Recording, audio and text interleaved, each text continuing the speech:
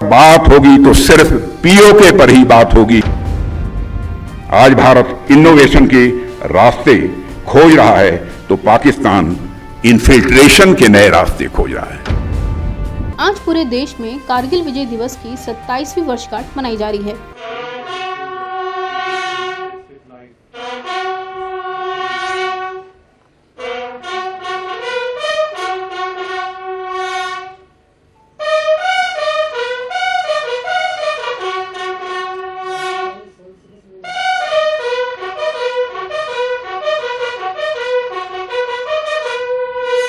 इस बीच लद्दाख के द्रास पहुंचे रक्षा मंत्री राजनाथ सिंह ने सबसे पहले कारगिल युद्ध स्मारक का रुख किया, जहां पहुंचकर उन्होंने 1999 के कारगिल युद्ध में देश की रक्षा करते हुए अपना सर्वोच्च बलिदान देने वाले अमर वीर सपूतों को श्रद्धांजलि देने के लिए पुष्प चक्र अर्पित किया। इसके बाद उन्होंने द्रास स्थित कारगिल युद्ध स्मारक के वर्चुअल पोर्टल का भव्य उद्घाटन किया, ताकि देश का हर नागरिक शहीदों की गाथा से जुड़ सके। इस ऐतिहासिक अवसर को याद रखने और अमर बलिदानियों के प्रति अपने सम्मान के भाव व्यक्त करने के लिए उन्होंने स्मारक की विजिटर्स बुक में अपने विचार साझा करते हुए हस्ताक्षर किए और मां भारती के शूरवीरों के शौर्य को नमन किया। इसके साथ ही पाकिस्तान पर निशाना साधते हुए राजनाथ सिंह ने पीओके को लेकर बड़ी बात कह डाली। सुनिए उन्होंने क्या कहा। ऑपरेशन सिंदूर ने यह साफ कर दिया है कि भारत को आतंकवाद के सहारे डराने का सपना देखने वालों का अब अंजाम क्या होगा। भारत पाकिस्तान के हर मिस एडवेंचर का जवाब उसकी कल्पना से कहीं अधिक कठोर तरीके से देने की क्षमता रखता है।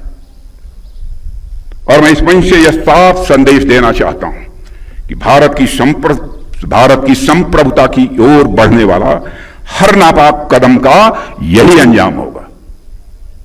साथियों, हमारा इंटेंशन साफ है कि अब पाकिस्तान से कोई बात नहीं होगी, और अगर बात होगी तो सिर्फ पीओके पर ही बात होगी, जो कि भारत का हिस्सा है, जिस पर पाकिस्तान ने अवैध तरीके से कब्जा किया था।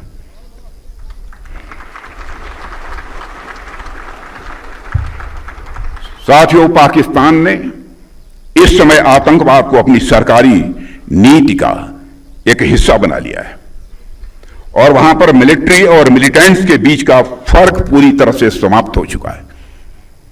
वहां की सेना आतंकवादी संगठनों को संरक्षण ही नहीं देती है, उनके साथ मिलकर काम भी करती है।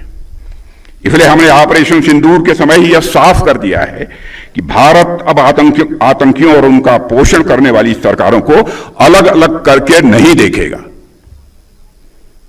साथियों, कारगिल युद्ध को बीते हुए लगभग 27 साल गुजर गए हैं, और इन वर्षों में आज भारत और पाकिस्तान के रास्ते साफ साफ अलग दिख रहे हैं।